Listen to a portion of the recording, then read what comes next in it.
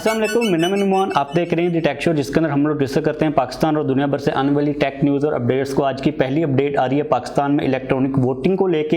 हमारे prime minister ने ये कहा है कि वो पाकिस्तान के अंदर इलेक्ट्रॉनिक वोटिंग को लेके आएंगे। अब ये वाली न्यूज़ में भी आप लोगों को इतनी को खास इंटरेस्टिंग ना लगे, लेकिन इसको मैं इसलिए कवर कर रहा हूँ क्योंकि मुझे ये लगता है कि हमें इस किस्म की जो न्यूज़ होती हैं उनको कवर भी करना चाहिए और उनको सपोर्ट भी करना चाहिए।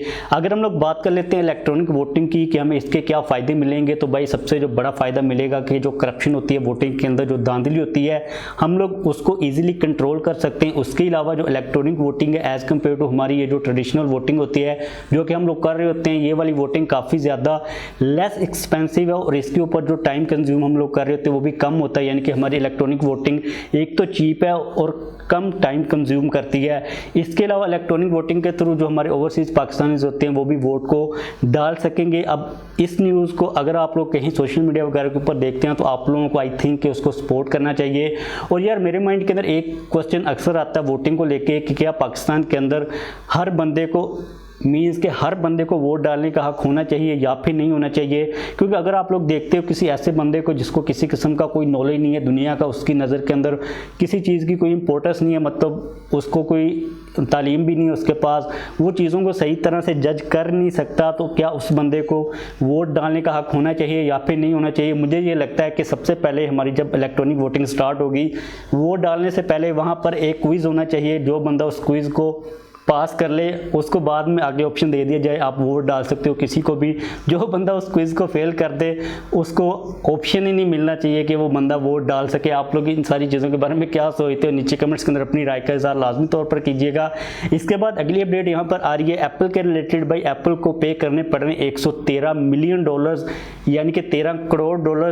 इसकी रीज़न क्या है कि आप लोगों ने सुना होगा 3-4 साल पहले एप्पल के खिलाफ काफ़ी ज़्यादा केसेस बने थे जब एप्पल ने आईफोन्स को स्लो डाउन किया था, जिसकी रीज़न एप्पल ने ये दी थी कि टाइम गुजरने के साथ आपके आईफोन की जो बैटरी होती है उसकी कैपेसिटी काफ़ी ज़्यादा कम हो जाती है, वो आपके आईफोन को इनफ पावर सप्लाई नहीं कर सकती, जिसकी वजह से हम लोग बैटरी की पावर ये जो कैपेसिटी वो कम हुई है उसको कंपनसेट करने के लिए आपके आईफोन को ही स्लो कर देते हैं।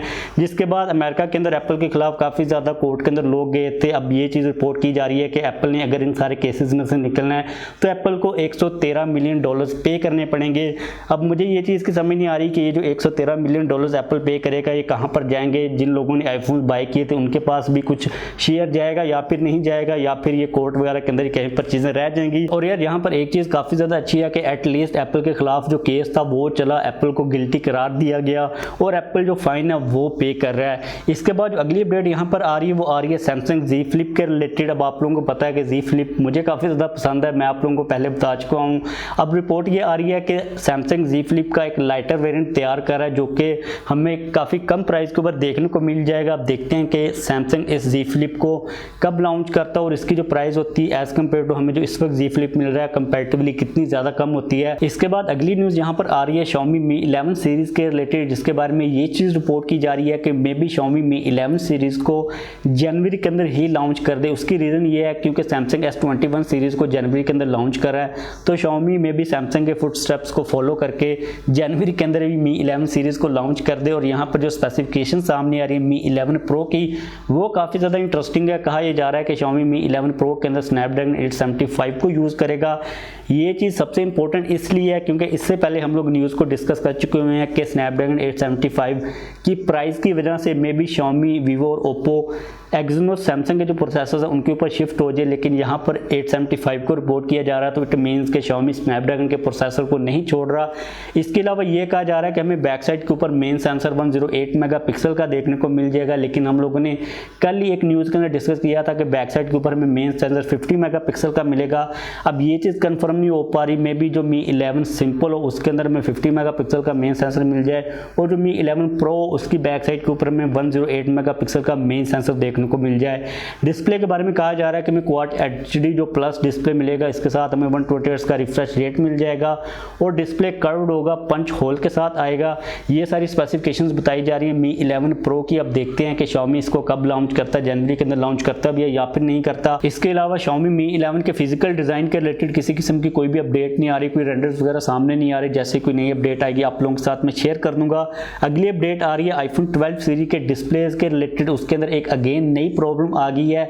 ये चीज़ रिपोर्ट की जा रही है कि आईफोन 12 सीरीज़ के डिस्प्ले के अंदर ग्रीनिश टिंट आ रहा है, उसके अलावा फ्लिकरिंग का इशू आ रहा है। इसके बारे में एप्पल ने बहुत जल्दी रिस्पॉन्स दे दिया। एप्पल का ये कहना है कि ये वाला जो आप लोगों को मसला देखने को मिल रहा है, आप लोगों को एक सॉफ्टवेयर की अपडेट आएगी, उसके बाद ये मसला रिजॉल्व हो जाएगा। और एप्पल ने अपने जो टेक्नीशियंस हैं उनको ये बात कही है कि अगर आपके पास कोई बंदा ये वाला इशू लेके आईफोन लेके आता तो आप लोग उसको रिपेयर ना करें, उनको आप लोग आगे से ये कह दें कि सॉफ्टवेयर की अपडेट आएगी, उसके बाद इशू आपका सोल्व हो जाएगा। इससे पहले हम लोग आईफोन 12 मिनी के डिस्प्ले के रिलेटेड एक प्रॉब्लम को डिस्कस कर चुके हैं कि जब आप लोग उसके ऊपर स्क्रीन प्रोटेक्टर को लगाते हो तो उसका जो डिस्प्ले होता है वो रिस्पॉन्स करना ही बंद हो जाता है लॉक स्क्रीन के ऊपर। अब देखते हैं कि आईफोन 12 सीरीज के अंदर और कौन कौन से नए मसले देखने को मिलते हैं। लेकिन अगर आप लोग आईफोन 12 सीरीज का कोई भी मॉडल बाय करो तो आप लोगों को टेंशन लेने की जरूरत नहीं है, क्योंकि जब भी कोई नया फोन आता है उसके अंदर इस किस्म के इश्यूज आते रहते हैं। मोस्टली तौर पर जो इश्यूज होते हैं वो सॉफ्टवेयर के ही होते हैं। थोड़ी देर के बाद जो आपका फोन होता है वो टोटली तौर पर स्टेबल हो जाता है। इसके बाद अगली अपडेट यहाँ पर आ रही है सैमसंग गैलेक्सी A52 के रिलेटेड। अब आप लोगों की तरफ से A52 के रिलेटेड बहुत ज्यादा क्वेश्चन आते हैं, कब आ रहा है, उसकी स्पेसिफिकेशंस क्या होने वाली हैं। सो अभी रिसेंटली गीक बेंच के ऊपर गैलेक्सी A52 लिस्ट हुआ है। अगर हम लोग स्कोर की बात करते हैं तो सिंगल कोर के ऊपर 298 और मल्टी कोर के ऊपर 1001 का स्कोर है। 6 GB की रैम है, साथ में स्नैपड्रैगन 750G प्रोसेसर है और कहा यह जा रहा है कि इसके अंदर हमें एंड्रॉइड 11 मिलेगा। और मुझे ये लगता है कि 6 GB की रैम के अलावा हमें इसके अंदर 8 GB की रैम का वेरिएंट भी देखने को मिल जाएगा।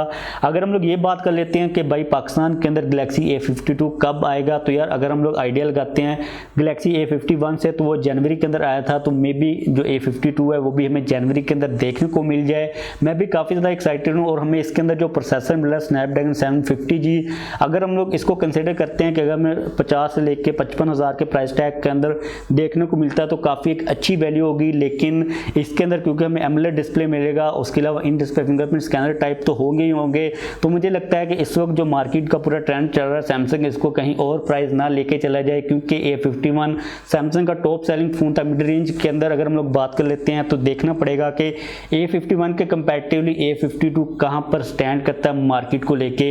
इसके बाद अगली न्यूज़ यहां पर आ रही है व्हाट्सएप की तरफ से। व्हाट्सएप 3 नए फीचर्स को टेस्ट कर रहा है। अब आजकल व्हाट्सएप काफ़ी ज़्यादा एक्टिव चल रहा है। जो पहला फीचर ये कहा जा रहा है कि व्हाट्सएप के अंदर अब आप लोगों को बहुत जल्द ऑप्शन मिल जाएगा कि आप लोग हर किसी नंबर के लिए एक डिफरेंट वॉलपेपर यूज़ कर सकोगे, यानी कि आप लोग कस्टमाइज़ कर सकोगे वॉलपेपर। अगर आपका कोई दोस्त है, आपका ज़्यादा क्लोज है, तो आप उसके लिए कोई अच्छा वॉलपेपर लगा सकते हो। अगर आपकी किसी के साथ लड़ाइयाँ वगैरह चलती रहती हैं तो आप उसके लिहाज से नेचर वाइज कोई भी वॉलपेपर चूज़ कर सकोगे और उसकी जो ओपेसिटी होगी आप लोग उसको भी आई थिंक के कंट्रोल कर सकोगे। ये चीज़ रिपोर्ट की जा रही है। इसके अलावा दूसरा फीचर कहा जा रहा है कि आप लोगों को वीडियो को म्यूट करने का ऑप्शन मिल जाएगा। अब इसका मतलब ये है कि अगर आप लोग किसी को वीडियो सेंड कर रहे हो तो आप लोग उसको म्यूट करके सेंड कर सकोगे। और इसके अलावा अगर आप लोग स्टोरी वगैरह के ऊपर वीडियो को लगा रहे हो तो आप लोग वीडियो को म्यूट करके स्टोरी के ऊपर भी लगा सकोगे। इट मीन्स कि आप लोगों को वीडियो के अंदर से जो साउंड है उसको रिमूव करने के लिए डिफरेंट किसी ऐप वगैरह के अंदर एडिट करने की उसको जरूरत नहीं, आप लोगों को व्हाट्सएप के अंदर ही ऑप्शन देखने को मिल जाएगा। यानी कि जिस तरह हम लोग वीडियो को क्रॉप कर सकते हैं किसी को भी सेंड करने से पहले या फिर स्टोरी वगैरह लगाने से पहले, तो आप लोग वीडियो की जो ऑडियो है उसको भी म्यूट कर पाओगे। इसके अलावा तीसरा फीचर कहा जा रहा है रीड लेटर के नाम से आएगा। इसके अंदर सीन ये होगा कि नॉर्मल तौर पर हम लोग हमारी जो चैट होती है उसको आर्काइव के अंदर करते हैं। जब कोई नया मैसेज आता है उस चैट के अंदर तो वो वाली जो चैट होती है वो आर्काइव से निकल के हमारी नॉर्मल चैट के अंदर आ जाती है। इसके अंदर कहा जा रहा है कि जब आप लोग किसी भी चैट को आर्काइव के अंदर सेंड करेंगे उसके अंदर अगर कोई नया मैसेज भी आता है तो जो चैट होती है वो आपकी नॉर्मल चैट के अंदर नहीं आएगी, यानी कि आप लोगों को डिस्टर्बेंस का सामना नहीं करने को मिलेगा। अब ये वाले जो फीचर्स हैं अभी तक बीटा वर्जन के अंदर कहीं पर देखे गए हैं, मतलब व्हाट्सएप इनको टेस्ट कर रहा है। जैसे ही ये मार्केट के अंदर आएंगे इनकी अपडेट आएगी आप लोगों के साथ मैं शेयर कर दूंगा। उसके बाद जो हमारी अगली अपडेट है वो तो खत्म हो चुकी है, कोई भी नई अपडेट नहीं आ रही, तो बस वीडियो को खत्म करते हैं। वीडियो को खत्म करने से पहले यार आप लोगों ने अगर वीडियो को लाइक नहीं किया तो लाइक लाजमी तौर पर कर दें, और अगर आपने अब तक चैनल को सब्सक्राइब नहीं किया तो चैनल को भी सब्सक्राइब कर लें।